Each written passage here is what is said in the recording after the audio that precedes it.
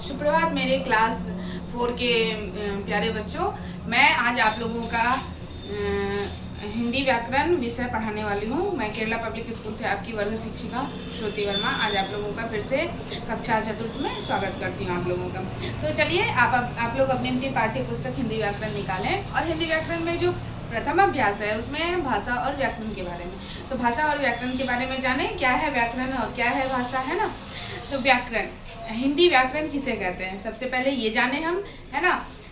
वह ज्ञान जिससे हम शुद्ध हिंदी लिखना बोलना पढ़ना सीखते हैं उसे हम हिंदी व्याकरण कहते हैं। क्या कहते हैं? हिंदी व्याकरण, है ना। हिंदी को अच्छी तरह से लिखना, शुद्ध लिखना बोलना पढ़ना सीखते हैं, है ना। तो उसे क्या कहते हैं हम? हिंदी व्याकरण, है ना।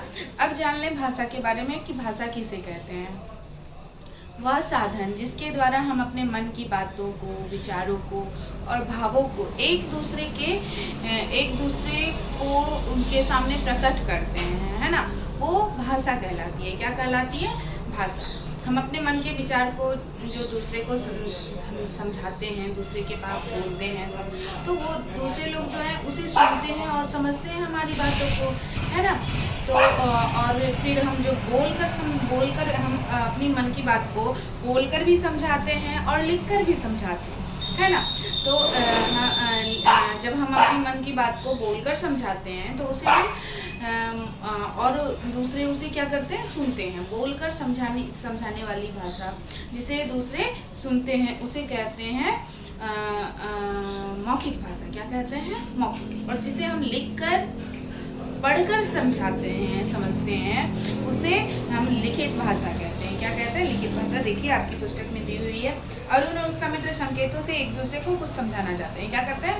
समझाना चाहते हैं। जो हम संकेत के द्वारा किसी को अपनी बात को समझाते हैं, जैसे आप कक्षा में शोर मचा रहे हैं, आपके वर्ग शिक्षक या वर्ग शिक्षिका आपको शांत रहने के लिए इस प्रकार इशारा करते हैं, है ना, संकेत देते हैं। तो ये क्या कहलाए? सांकेतिक भाषा। और उसी को अगर बोलकर आपको समझाते हैं कि चुप हो जाओ, शांत रहो, है ना, इस प्रकार से अगर समझाया जाता है तो आप बोली हुई भाषा को सुनकर समझते हैं, है ना। तो वो क्या कहलाएगी? मौखिक भाषा। और अगर वही चीज़ आपको बोर्ड पे लिखकर समझाया गया कि शांत रहो, है ना, या कक्षा में शोर मत मचाओ, तो बोर्ड पर लिखकर समझाया गया तो वो क्या कहलाएगी? लिखकर और फिर उसे पढ़कर समझाया गया तो वो क्या कहलाएगी? लिखित भाषा कहलाएगी। क्या कहलाएगी? लिखित भाषा। इसी प्रकार देखिए आपकी पुस्तक में दी हुई है। अरुण और उसका मित्र संकेतों से एक दूसरे को समझाना चाहते हैं, किंतु अरुण को मित्र से जो काम है वह उसे संकेत द्वारा समझा नहीं पा रहा। वो जो अपनी बात को है वो दूसरे को, अपने मित्र को जो है वो संकेत के द्वारा नहीं समझा पा रहा है। यदि वे परस्पर बातचीत करें तो किसी प्रकार की असुविधा नहीं होगी। वो अगर एक दूसरे से बातचीत करेंगे तो किसी प्रकार की असुविधा नहीं होगी किसी की बातों को समझने में, है ना। मित्र, क्या बात है अरुण, परेशान दिखाई दे रहे हो?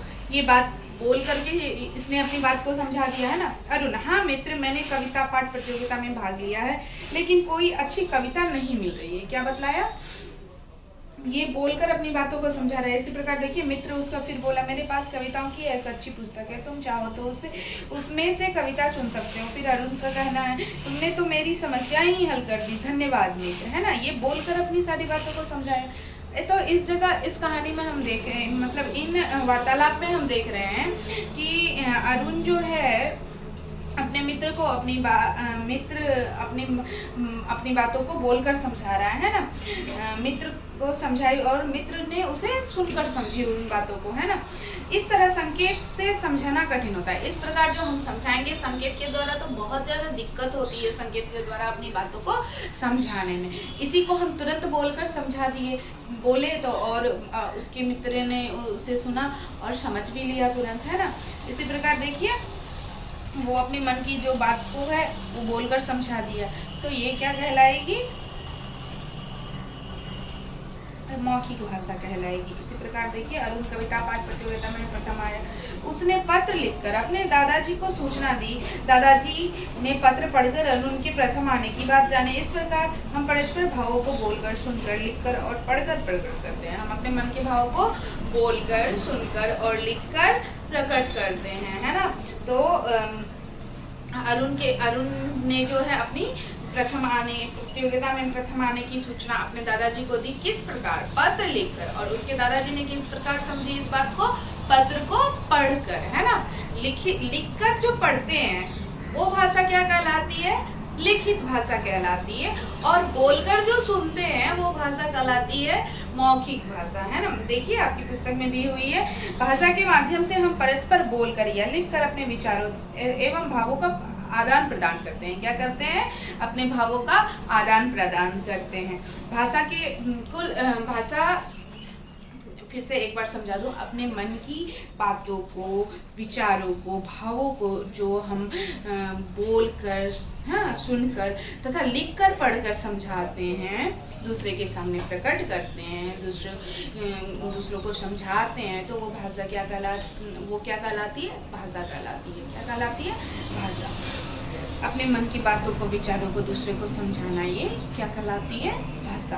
अब भाषा के कितने प्रकार होते हैं वो हम जान लें। हिंदी व्याकरण तो आप समझ चुके हैं, हिंदी को शुद्ध लिखना, पढ़ना, बोलना जो सीखते हैं वो हिंदी व्याकरण कहलाता है। और भाषा किसे कहते हैं? हम अपने मन की बातों, विचारों को जो एक दूसरे के सामने बोलकर तथा लिखकर, बोलकर सुनकर तथा लिखकर पढ़कर एक दूसरे के सामने प्रकट करते हैं, एक दूसरे को समझाते हैं, वो भाषा क्या कहलाती है? भाषा कहलाती है। अब जान ले भाषा के कितने प्रकार होते हैं। भाषा के कुल 2 प्रकार होते हैं, एक होती है मौखिक और दूसरी होती है लिखित। ठीक है, मौखिक भाषा के बारे में अभी मैं आपको समझाई हूँ। मौखिक बातचीत, वाद विवाद, कहानी सुनना, ये सब क्या कहलाती है? मौखिक भाषा। जो हम अपनी मन की बातों को बोल कर तथा सुनकर प्रकट करते हैं, है ना, वो क्या कहलाती है? मौखिक भाषा। और लिखित भाषा क्या कहलाती है? वह भाषा का वह रूप जिससे हम लिख कर तथा पढ़कर अपने मन की बातों को, विचारों को, भावों को प्रकट करते हैं, वो भाषा का लिखित रूप है। क्या है? लिखित रूप। जिस प्रकार देखिए पत्र लिखना, समाचार पत्र, ये सब क्या कहलाता है? लिखित भाषा। इसी प्रकार आप देखें आगे, भारत में या पूरे संसार में अलग अलग प्रकार की भाषाएं बोली जाती है। हमारे ही भारत देश में अलग अलग राज्यों में अलग अलग प्रकार की भाषाएं बोली जाती हैं, है ना। अलग अलग बोलचाल होती है हर जगह की। तो इसी प्रकार देखिए कि भारत में कौन सी भाषा बोली जाती है? अधिकतर हिंदी भाषा, है ना। जापान में जापानी बोली जाती है, रूस में रूसी बोली जाती है, चीन में चीनी बोली जाती है, और इंग्लैंड में अंग्रेजी बोली जाती है, फ्रांस में फ्रांसीसी बोली जाती है, अरब में अरबी, है ना, फारसी, स्पेनिश आदि, ये सारी जो है, स्पेन में स्पेनिश, है ना। ये सारी भाषाएं जो है पूरे संसार में अलग अलग देश में, अलग अलग राज्यों में, अलग अलग देश में बोली जाती है। अलग अलग राज्यों में, अलग अलग देश के अलग अलग राज्यों में अलग अलग भाषाएं बोली जाती है ना। जैसे भारत में ही देखिए, पंजाब में पंजाबी और गुजरात में गुजराती, है ना, उड़ीसा में उड़िया, इस प्रकार की अलग अलग भाषाएं भारत देश के अलग अलग राज्यों में बोली जाती है ना। इसी प्रकार आप जाने राष्ट्रभाषा। हमारी राष्ट्रभाषा क्या है? हम जिस राष्ट्रभाषा क्या है पहले ये जान लें। जिस राष्ट्र में जो भाषाएं अधिक बोली जाती है उसे हम राष्ट्रभाषा कहते हैं। क्या कहते हैं? उसे हम राष्ट्रभाषा कहते हैं। अब जान लें राष्ट्रभाषा। भारत की राष्ट्रभाषा क्या है? भारत में अधिकतर हिंदी बोली जाती है, इसलिए हिंदी भाषा जो है ये भारत की राष्ट्रभाषा कहलाती है। क्या कहलाती है? राष्ट्रभाषा। भारत के भिन्न भिन्न प्रांतों में भिन्न भिन्न भाषाएं बोली जाती है ना। जैसे अभी मैं कुछ देर पहले आपको समझाई कि भारत में अलग अलग राज्यों में अलग अलग जगहों में जो है अलग अलग भाषाएं बोली जाती हैं। जैसे असम के लोग असमी, अभी बताया, पंजाब में पंजाबी, गुजरात में गुजराती, है ना। ये सारी आंध्र प्रदेश के लोग तेलुगु बोलते हैं, तमिलनाडु के लोग तमिल बोलते हैं, केरल में मलयालम बोली जाती है, कर्नाटक में कन्नड़ बोली जाती है, महाराष्ट्र में मराठी बोली जाती है ना, और कश्मीर में कश्मीरी बोली जाती है। इसी प्रकार भारत के अलग अलग राज्यों में अलग अलग भाषाएं बोली जाती है ना।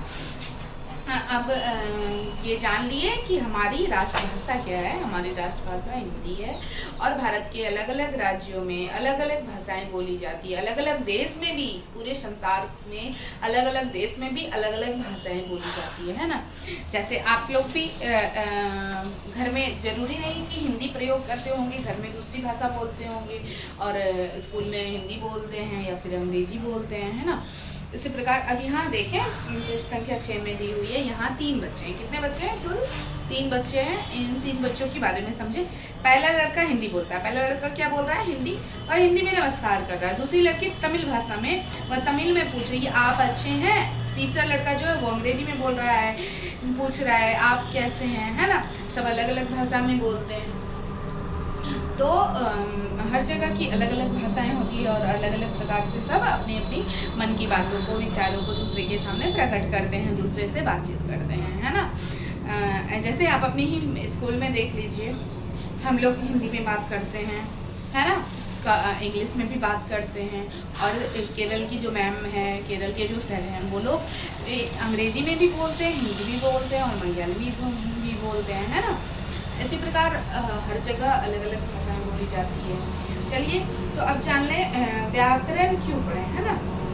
इसमें व्याकरण का सही ज्ञान प्राप्त करने के लिए हम हिंदी भाषा को शुद्ध बोलना, समझना, पढ़ना और लिखना सीखते हैं। अभी तो हम आपको बताए थे व्याकरण के बारे में, है ना, हिंदी व्याकरण के बारे में। हिंदी व्याकरण में हम हिंदी शुद्ध लिखना, पढ़ना, बोलना सीखते हैं। अंग्रेजी में, अंग्रेजी ग्रामर में, उसमें क्या होता है, अंग्रेजी व्याकरण के बारे में क्या है, उसमें अंग्रेजी शुद्ध लिखना, बोलना, पढ़ना सीखते हैं, है ना। फिर आपको हर जो भाषाएं हैं उसकी अलग अलग व्याकरण होती है। तो उस व्याकरण के माध्यम से हम अलग अलग भाषाओं को अच्छी तरह सीखते हैं, है ना, समझते हैं। व्याकरण जो है ये उन भाषाओं को सीखने का जो सही रास्ता है ना, वही सही रास्ता है व्याकरण। व्याकरण से हम शुद्ध लिखना, कोई भी भाषा हो, जिस भाषा की हम व्याकरण पढ़ेंगे उस भाषा को हम अच्छी तरह से सीखेंगे, है ना। जिस प्रकार हिंदी व्याकरण पढ़ते हैं तो हिंदी शुद्ध लिखना, बोलना, पढ़ना सीखते हैं। अंग्रेजी पढ़ेंगे, अंग्रेजी ग्रामर पढ़ेंगे तो उसमें क्या होगा, अंग्रेजी शुद्ध लिखना, बोलना, पढ़ना सीखेंगे, है ना। इसी प्रकार समझ गए हम व्याकरण क्यों पढ़ते हैं। किसी भी भाषा को शुद्ध लिखने, बोलने, पढ़ने और सीखने के लिए हम व्याकरण को पढ़ते हैं। भाषा में प्रयोग में कोई गलती ना हो इसलिए हम क्या करते हैं, व्याकरण का प्रयोग करते हैं। व्याकरण के 3 भाग हैं। व्याकरण के कितने भाग हैं? 3। एक है वर्ण विचार, दूसरा है शब्द विचार और तीसरा है वाक्य विचार। वर्ण विचार से हम वर्ण को सीखते हैं, शब्द विचार में शब्द को सही से सीखते हैं और वाक्य विचार में हम वाक्य को समझते हैं। वर्ण जिसे इंग्लिश में हम लेटर कहते हैं, शब्द जिसे हम वर्ड कहते हैं और वाक्य जिसे हम इंग्लिश में क्या कहते हैं, सेंटेंस। तो इसे हम सीखते हैं, है ना। और इस प्रकार हम व्याकरण में किस प्रकार उस भाषा को लिखना सीखते हैं, व्याकरण को पढ़ के, है ना, और समझते हैं। यही है व्याकरण, ठीक है।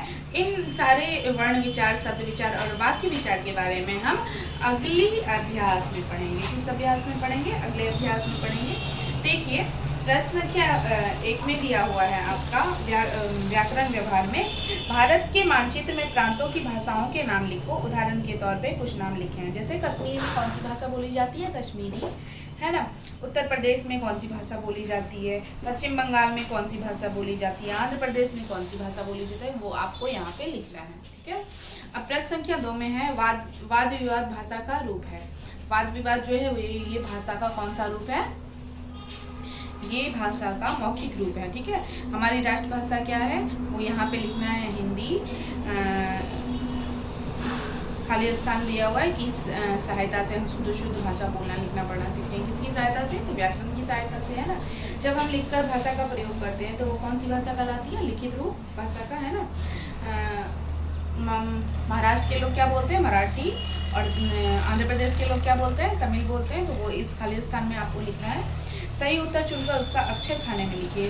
प्रदेश और भाषा के जोड़ों में कौन सा सही नहीं है? जैसे गुजरात का गुजराती, कश्मीर का कश्मीरी, महाराष्ट्र का मराठी, बंगाल का बंगाली, है ना।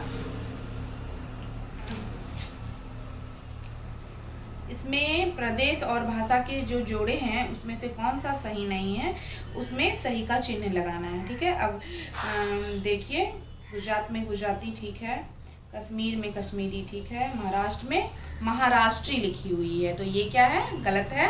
तो इसमें शब्द चुनकर लिखेंगे। महाराष्ट्र में मराठी बोली जाती है ना, तो ये गलत है, ये शब्द चुनकर लिखेंगे। अब देखिए इसी में 2 नंबर में है व्याकरण में कौन सी बात नहीं होती? लिपि और उच्चारण, शब्दों का अर्थ और बनावट, वाक्यों की रचना, कविता लिखना। इसमें से कौन सी बात नहीं होती है ना, उसमें टिक लगाना है। कविता लिखना है ना, ये व्याकरण में नहीं होती है, ठीक है। इसमें सही का चिन्ह लगाएंगे। उसके बाद प्रश्न संख्या 4 में लिखेंगे कथन पढ़कर सही और गलत का चिन्ह लगाएं। इसमें से जो सही कथन है उसमें सही का चिन्ह लगाएंगे और जो गलत कथन है उसमें गलत का चिन्ह लगाएंगे। भाषा के द्वारा बोलकर और लिखकर विचार प्रकट कर सकते हैं, ये क्या है, सही है। बातचीत भाषा का लिखित रूप है, ये गलत है ना। टेलीफोन से बातचीत भाषा का मौखिक रूप है, ये सही है। संकेत को भी भाषा कहते हैं, हाँ संकेत भी एक भाषा है ना। व्याकरण भाषा का शुद्ध प्रयोग सिखाता है, व्याकरण ये भी सही है।